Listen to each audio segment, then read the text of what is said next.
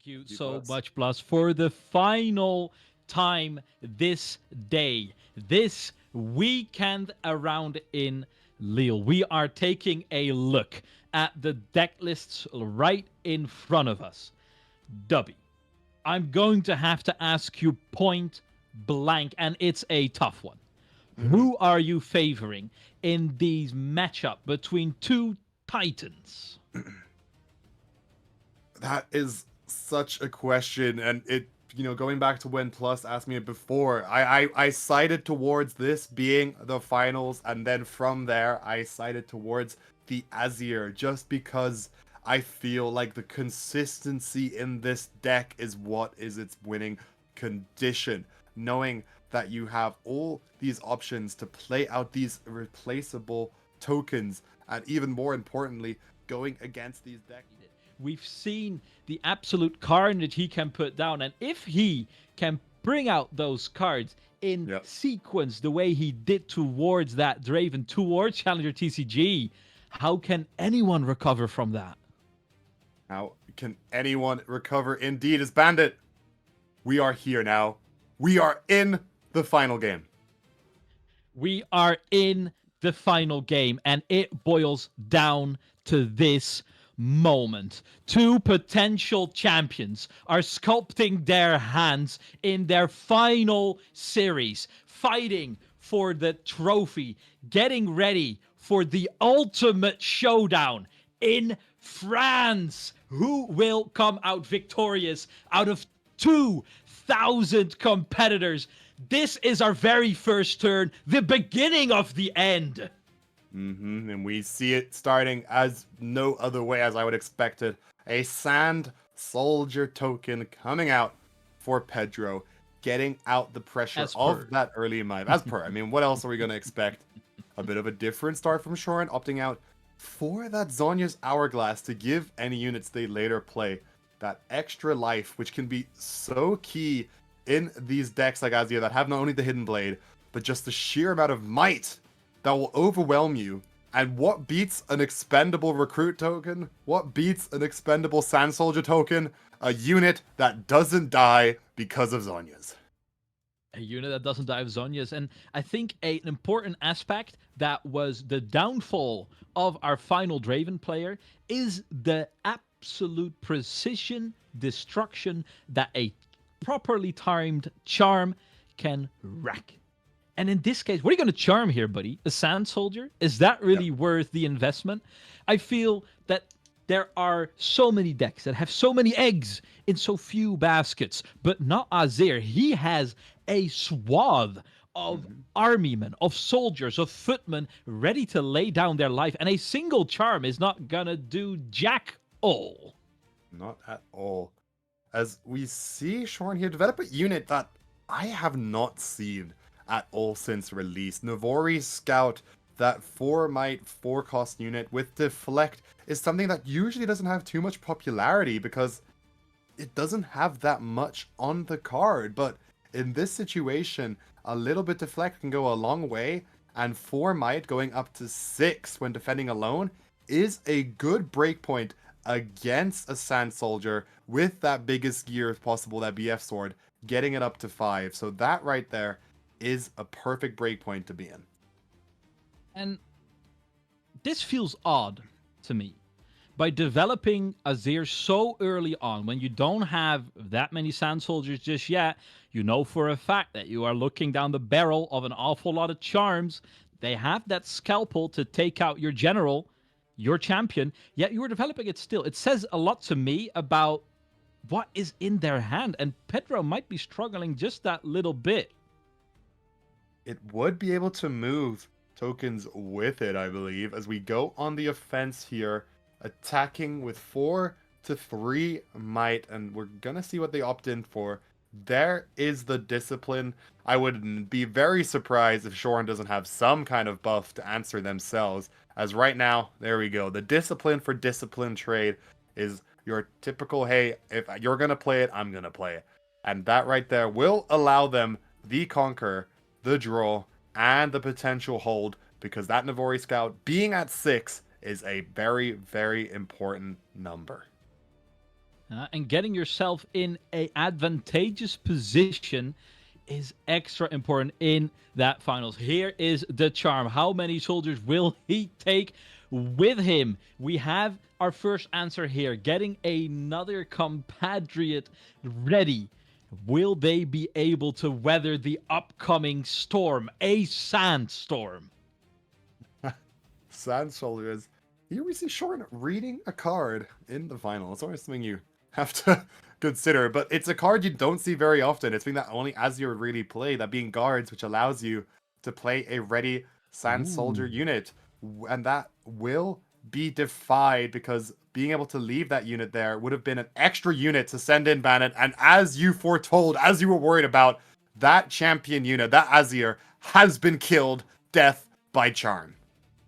And this is the quality of Shorn that we have seen before. Oh, you have a backup plan? Well, I have an answer ready all the same. We've seen him do it against Challenger TCG in the top 4, and he does it again when it matters most in the finals. And cutting down that Azir does completely remove any kind of explosive close for this Azir legend. Pedro will not be able to shuffle a lot. And I will put an asterisk by that. That is very true. However, because Pedro needed to go first, he got to go first because of his seeding, because nobody defeated him in the first 2 days, he might not need a comeback maneuver. He is in the driver's seat, shown right in front of you, 3 points ahead. Those 3 points, Bandit, were almost just because Shorn was giving them for free because he was happy to develop whatever has. He still has that Zhonya's Hourglass on the board, ready to keep whatever unit he plays alive.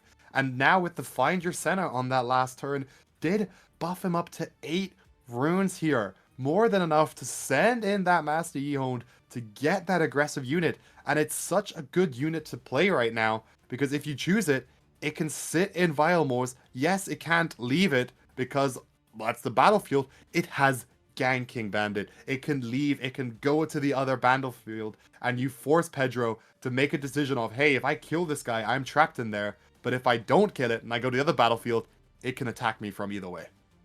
And what a fitting scene has been set. Whilst the Emperor of Shurima is amassing a large army, as we will be face-breaking this, trying to send it back, will be defied. Once again, Shorn has the answers at a moment's notice. Not a drop of sweat spill in this entire first game.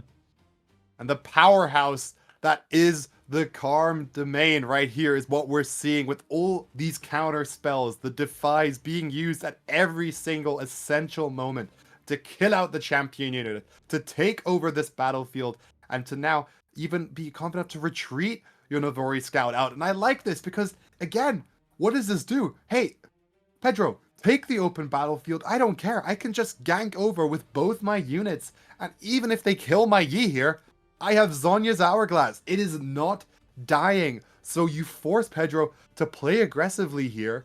In return, yes, Shorn, you're behind in points, but you can catch those back through the inevitable Triforged that is on its way, and taking down these tokens just limits what Pedro can do. And there is no dodging the man who has mastered Wuju style. And you can say what you want about Azir. He can amass whatever army he wants, but Master Yi is an army embodied. He is that one-man army, and he is cheating tempo with that ganking keyword. It's been more important than any other moment in this tournament. And now you are just, it feels like you can only drip feed sand soldiers to this murder machine that's called Yi. Exactly that. As here we see the Arise being used, the GA being played first, just be one extra weapon on the board to maximize the amount of sand soldiers that you can get to really bring back as much strength as possible, as they can play 3, 2 of which will be ready, and now they can really use all of that weapon master. And let's see how aggressive they want to play here and what they're willing to send into Vilemore's lair right there to leave it there trapped, to take over this 8 Might Yi while defending. whilst defending a one-man army met by the soldier with more armaments than you could possibly carry yourself. It is a single might more, and that is the end of that. Zunya's Hourglass being put out to save his general, his champion, and there might be a flicker of hope alive still, but Pedro is now sitting on 6 victory points. He is threatening the win next turn. Doesn't hide any cards. Honestly, they don't need to here. That Sand Soldier is sitting with an impressive 7 might in Vilemore's lair. And Master Yihoned is only 6 on its own, so they're going to have to buff it up in some way to try and overcome it. They could move in with the Navori Scout. They only need to take down 1 battlefield here, and that is going to be the key moment for them, as they are shuffling through their cards. They have the White Flame Protector, the one-off card. I'm not sure if anyone else noticed in their deck list. They have that, which will give a unit +8 might on playing it. However, that would tap them out entirely, so the option is limited. You also see them shuffling that tasty Fey Folk right there, being able to accelerate that with 8 as well, so they have some form of options here, Bandit, and now they need to consider which one they're gonna take. The problem in this one is the fact that all these soldiers are honestly circus artists. They can juggle these weapons left to right. Weapon masters maybe, but proper acrobats for certain. And that is the root, the source of all the trouble that an Azir has been stirring. That is why he is undefeated this entire weekend. Why he is standing in the finals. They have to give it their all, but they are equipped for it. Nothing hidden at the battlefields. No cards, no energy ready for Azir. Now it is time to strike. Wuju Bladesman, can he get the job done? Wuju style coming in here as they need to do something to keep this mastery alive. And their one option is they're adding up their different things. I didn't get a moment to check out what other cards they had, but just from the way they were shuffling before, I believe they're deciding between these 2 units. You can see them. They're doing the mental maths in their head, and they will drop out that White Flame Protector, giving the Mastery that +8, which will be more than enough might to overtake this battlefield, Bandit. However, no energy left open. No more runes there to play any cards besides anything they might have hidden. And that GA means this big Sand Soldier will not get taken down. And that is 4 Sand Soldiers left in the base of this Azir. Can they overcome Titans waiting for them? Is it certain doom, or can they surpass the odds? Can they tear down these demons trying to hold down these battlefields? Is it time for them? We see the Death Crypt already peeking through more of these gears that are looking to get played. Weapon masters know how to make use of them.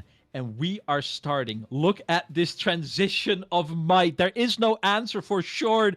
All he can do is lay his eyes upon what is unfolding in front of him. Might being transferred upon might. If there is a second one, it will only get worse. Equipping all of these gears one more time. They will be trying to face down, turn down, put down Ye once and for all, and finally he goes down in one fell swoop. They're not done just yet. Another grasp will be transferring all the might, and a White Flame Protector will be put in ashes as this first game is looking to go the way of the Spaniard, the way of Azir, and we're just waiting for the GG. It's presented 1-0 for Azir. What a absolutely flaming start. You see the Death Grip comboing after one after one after one, being able to just rack up more and more might. You don't need just recruits. You don't need these. You just stack your tokens. They don't need the equipment because you could equip it once, kill it, equip it again, kill it, and just build up this super soldier sand recruit right there. And that right there is what it takes to take down the Master Yi. And of cards that you're going to have to get this job done with. And you can see him take one big sigh. And can you blame him? That is what pressure does to a man. Indeed, it comes back to what I was saying, right? How do you come into these finals? What can help you win? And it's confidence. It's just knowing that you're in the right seat. And Pedro is now one game up and has still not lost a series today. And if anyone has the tempo, if anyone just believes that this win is written for them in the stars, that it is theirs earned, it is this Pedro right here.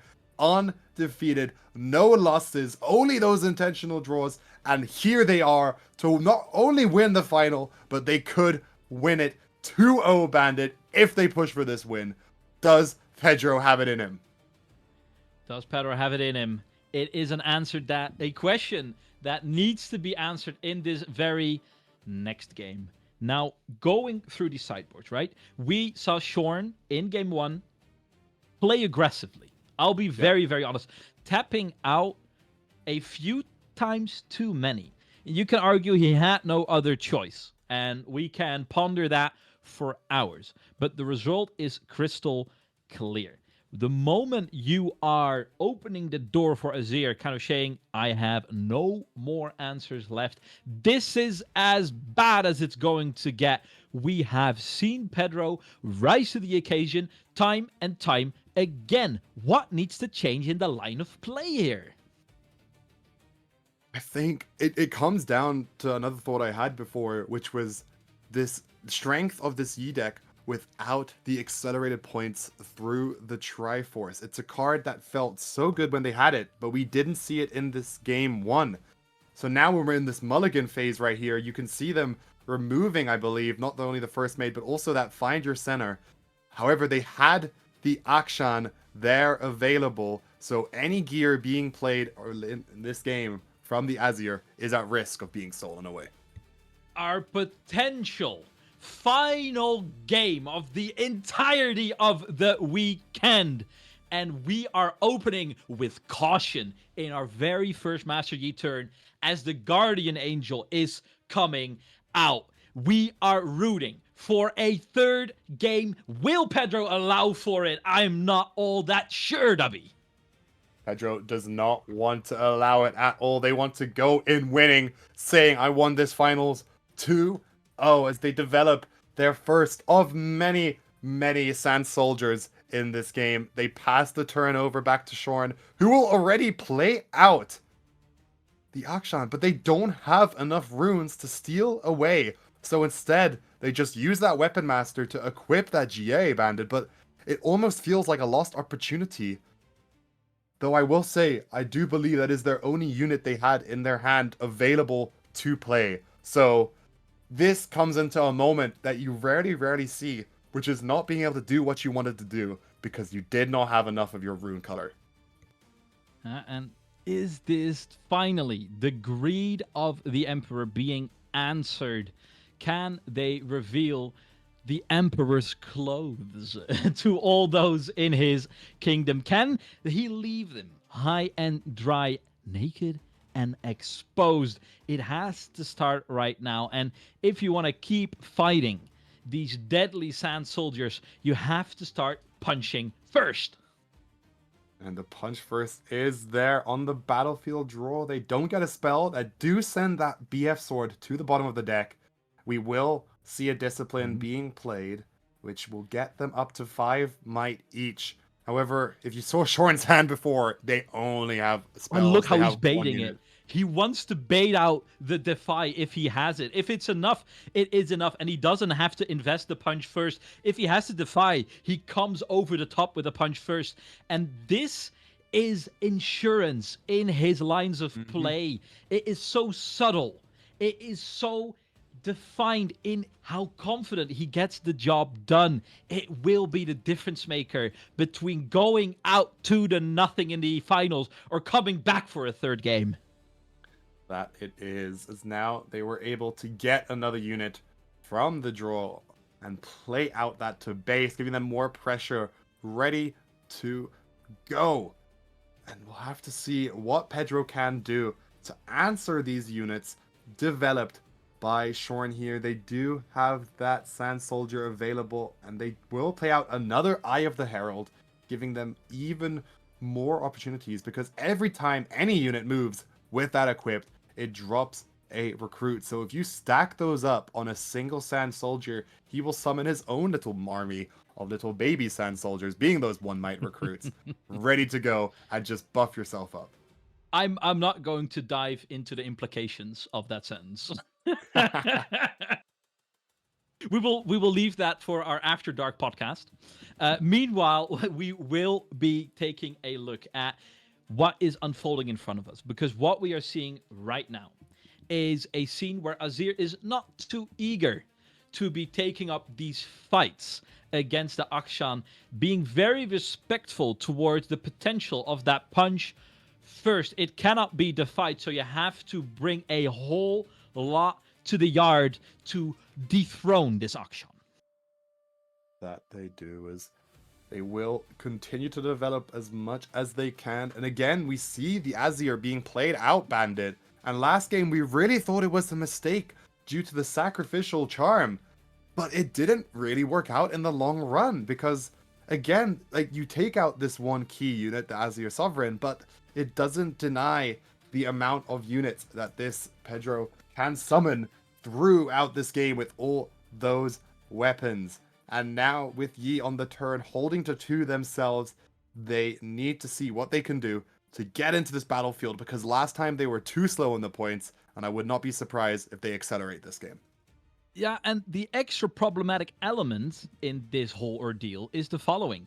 The fact that Yi started in this game and he is still falling behind this murderous tempo set out by the Emperor of Shurima. The fact that it has to be up to the Yi to come over the top is important, and this is one way to do exactly that. With that Trinity Force, you are changing the rules of the game, and you are cheating tempo in a way that Azir simply can't. And look how it is putting Pedro to the test. He knows that he has to commit to a proper assault on this singular Akshan. Exactly that, and if Shorin passes here, they have a lot of cards in their hand ready to challenge any kind of inevitable attack that will be coming. As here we go, they pass the turn back to Pedro. Pedro goes up to 3 points here. The question is, what do they have to get over this Akshan? Sitting at, what, a measly 7 might, but remember, they get +2 when they defend, and that can already be enough to catch someone off guard. That is the exact kind of trickery that you have to employ to try and become champion, to be victorious in the final series of the day. How is it for Yi? He has trouble really addressing these multiple Sand Soldiers outside of battlefields. They really feel outside of his reach. A single charm doesn't feel like it's going to really shift the tide. And the fact that they all have Weapon Master doesn't even mean that you are costing them runes if they have to re-equip those gears, what other legends would have to do. So your options feel limited, and it's really up to you to find that answer, because the longer you wait, the harder it will be to pull off that same assassination that we saw in game 1, chopping the head off the snake called Azir. Exactly that. I think that is one of the underrated features of Azir as a legend. It's great that you get all these tokens, these Sand Soldiers, but the fact that they have Weapon Master is what makes it so strong, because you can easily equip them and you don't fall behind in economy. Now we see in the cards in hand, the Death Grip and Salvage are 2 that have looked very, very good in this matchup, because that Salvage will allow them to kill this Triforce here if they play it. However, there are no counterspells available for Azir here, and that means Shorn can play any kind of counterspells they might have available and use those to stop these targets. If they play that salvage, all it takes is one Defy, one Not So Fast, and that card does nothing. We talked about this before, the dichotomy in philosophies between you got to be prepared for the worst case scenarios and make them have it. It is only fitting that it is in the finals where these, I will say, convictions will be put to the ultimate test as we see the general make its move. On guard put down how many soldiers will rally around the banner of Shurima. It has to come out now.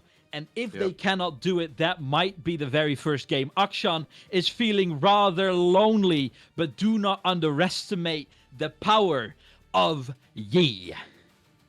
Both those Eye of the Heralds bringing in an extra one might recruit, the Sand Soldiers being swung over with that Azir, and everything in combination for a big attack, as we already see that there is a 14 might total left that could potentially still be updated. I might have to look through these cards myself to add everything up, but that is a big number to overcome, as we'll have to see what Master Yi can do here, as they will start off with the Discipline.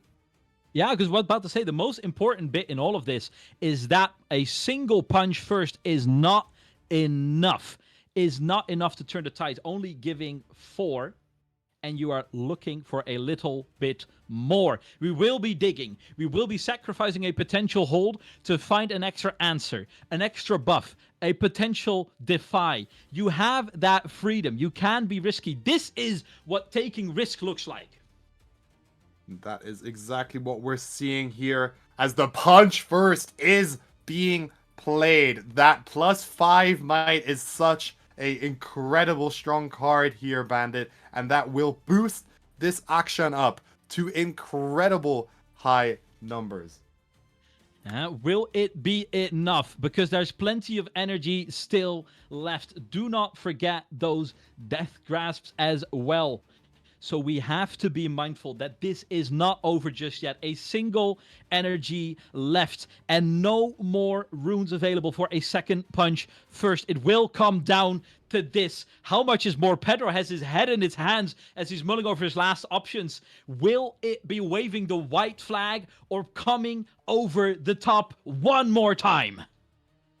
Salvage being played here, trying to cut down on a gear, Bandit, to just slightly limit the amount of might that this action has. The Triforce being the target will lower it down to 14 each, meaning a trade would come through if Pedro can't play anything else. There is no Defy to save Shorn's life, and he is looking a little bit sullen, a little bit devastated, not being able to hold out on this battlefield. A single energy left. There is no Defy, but can he get it done with a last energy? It is being tapped right now. No, maybe so. Can he get it done? They're trading right now. Keeping this action alive is everything. Oh, the last card! No, the Unguard coming through, trying to do something, but a Hidden Blade could be everything it takes to win out this combat, Bandit. He had it all along. In the draws, he gets the Hidden Blade through. And this means that he will be surviving. And that is absolute disaster for Shorn. And it looks like a championship might be within reach for our Spanish representative. Taking down that unit with a kill spell is so important here, because you made them use all these cards to match might for might for might. But then taking it down with one card like that, meaning none of your units die. Everyone lives, everyone stays to fight another day, and your army can just grow and grow and grow from there. The turn back to Shorn here, down by 2 points. But what can they do with what they have left? First Mate and Akshan standing small against all these recruits, against these sand soldiers, and the king leading them all, the Azir.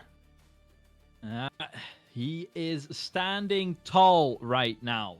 It has taken quite the toll on the economy of his kingdom, of his empire, as he's left with only 4 runes.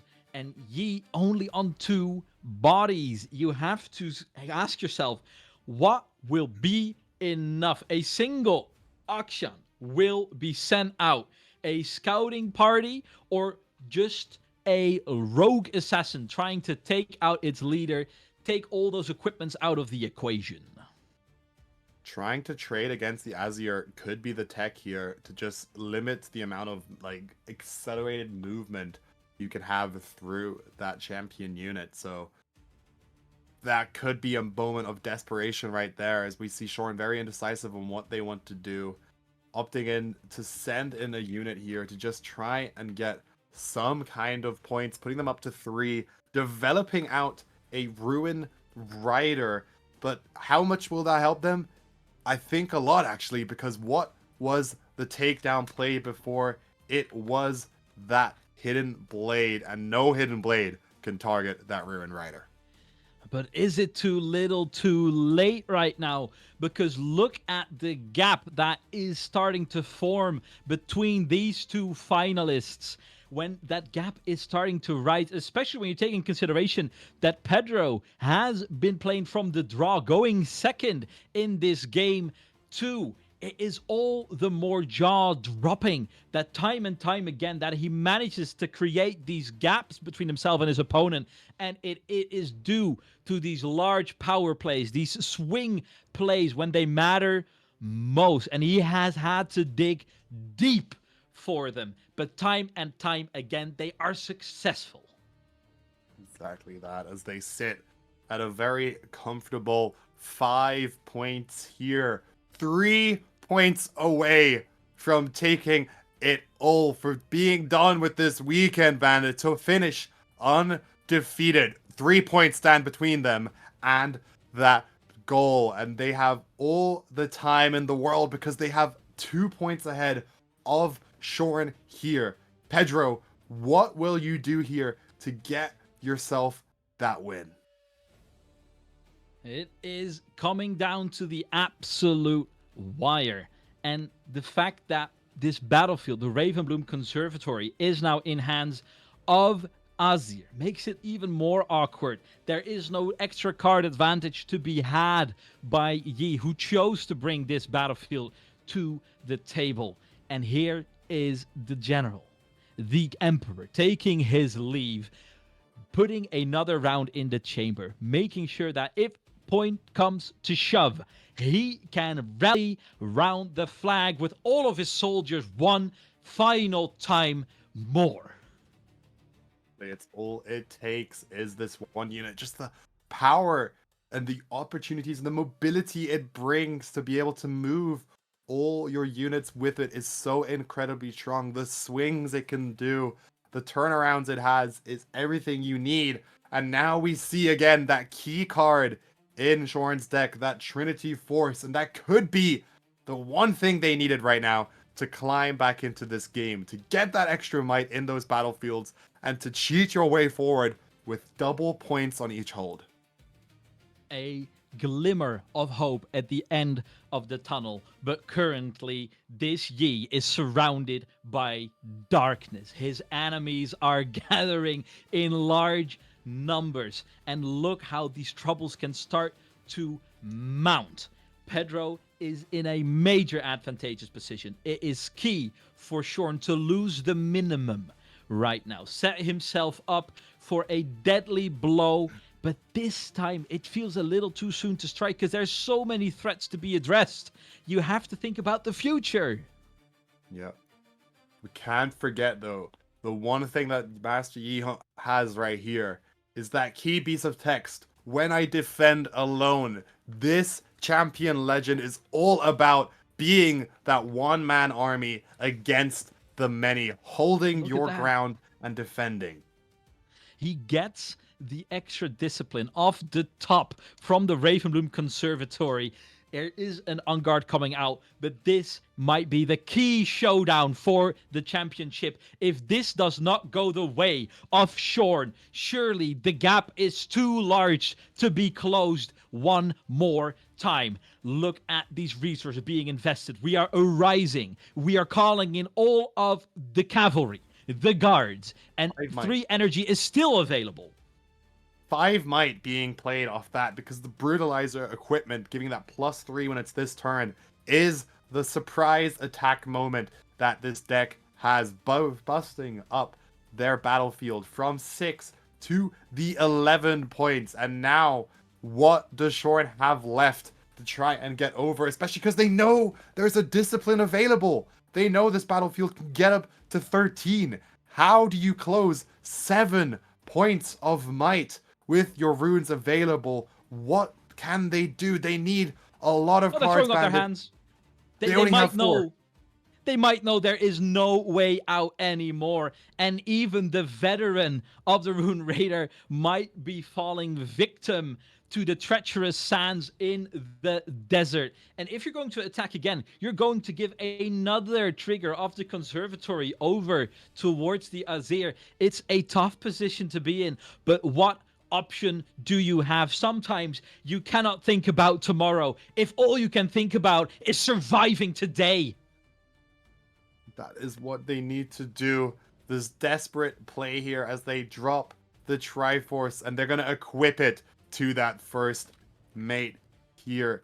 They need to do something here to keep themselves in a point where they can climb back through these points. They're only 1 behind, and if they get this singular hold, they will catch up in points. So that play right here is almost a sign of desperation coming out from Shorn.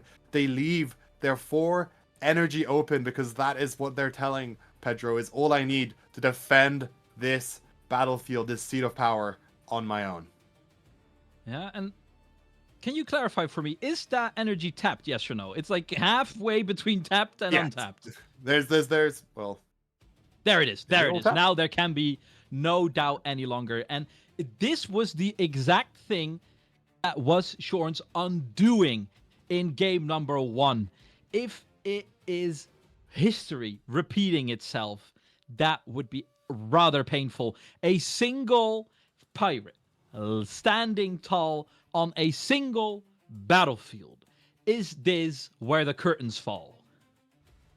We may see just that as we are getting to this 39th minute of these finals, Bandit. Pedro now 2 points away from the victory that they were playing for the very start from yesterday at 10 a.m. when they had this first game, all the way now to more than 24 hours later, nearly 36 hours later, did they see themselves in this finals moment, as all they need to do is conquer 1 and hold 1 to win this game. It is all that is left up to them. And even then, look at that gap. Look at the points disparity. This battle is no longer between equals. There is a clear underdog, and his name starts with M or Y. Is it starts? Is Master part of his name? No, it's a title, isn't it? Well, it's in all caps. Don't look at me here. Maybe he changed his name to Master. I'm not up to date with my Ionian law, but that is completely besides the case. We are moving out, and scouting party or not, they are looking to hurt our first mate. There is nothing, not a lifeline to be thrown towards him. He will go down, and Pedro is 1 step closer to the championship. And this is a terrifying moment to be in as Shorn here. Not only are you at 4 points against 7, but there are so many gears in base for this Azir. And with that signature spell and the champion there, they can send everything in for 1 attack on their next turn. So not only does Shorn need to somehow manage enough might to take over both battlefields here, by some kind of miracle, they have to hold both. They have their work cut out for them. And Shorn is taking in the lay of the land. He is looking a tad bit forlorn, but he will be playing it out till the bitter end, because that is what fighters do. They don't give up, and they will be going out there one more time. 2 units ready to go. Akshan there to lead them. Do they have enough support to hold on to life, to prolong this tournament just that little bit more? That is the question. They have the runes. They have 3 cards in hand. Are these 3 cards enough to claw back here? Can they get anything going here to secure themselves? They have to take over these battlefields, and that is gonna be so hard because they only have 3 units in their base, 2 of which are these tokens. They are the tokens, but don't forget, they can drip feed themselves into these battlefields. It's a bit tricky into the conservatory itself, but with these white flame protectors, you can suddenly buff up one unit to astronomical heights. But even from there, you have to carry on to the other one and then be prepared to face the Emperor himself, who brings his entourage to fight.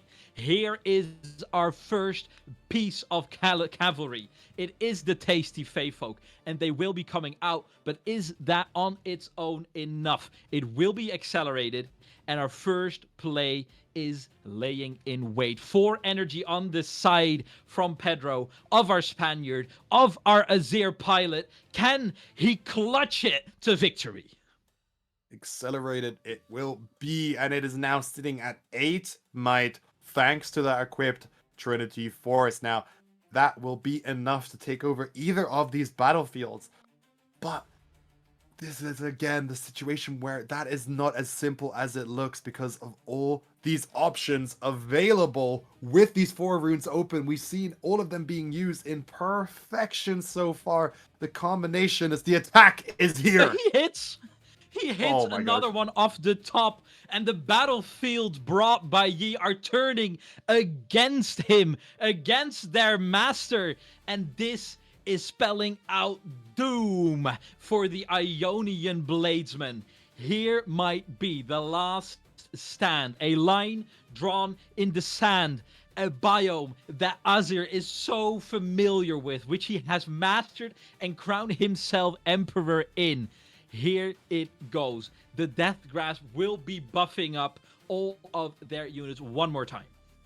And that is the power of this card, being able to be played like a Hidden Blade, but instead of using it to kill your unit when it's going to die, you kill it with that anyways and buff up another unit so that one can live to fight another day. And right up there, we see in that feat of power, the buffed up Sand Soldier ready to be even stronger against what's left from Shorn here. They only have the action and the Sand Soldier. They need to go on the attack. And are looking to get the impossible done, but will it be enough? They will be transferring that last bit of might to make it as hard as possible for Shorn to keep himself in this game. But do not underestimate the power of that 2 energy. There are cards in hand still. Cards in hand still, as they need to figure out what they can do, but the combat will not resolve. They will lose it. And this could be it, Bandit. This could be the game. He is sitting there laughing to himself, but what options are remaining to him? Accelerating out of unit. GG is called! We have a new champion. Look at his face as the Emperor crowns himself king. All hail your new champion of Europe. And that right there is the biggest moment for these players' lives, when you win the tournament, when all these hours of preparation pay off, when all these games from today and yesterday lead to this one moment that will be remembered for the rest of your life, when you win your European regional tournament to say, hey everybody, I'm him. I am your champion.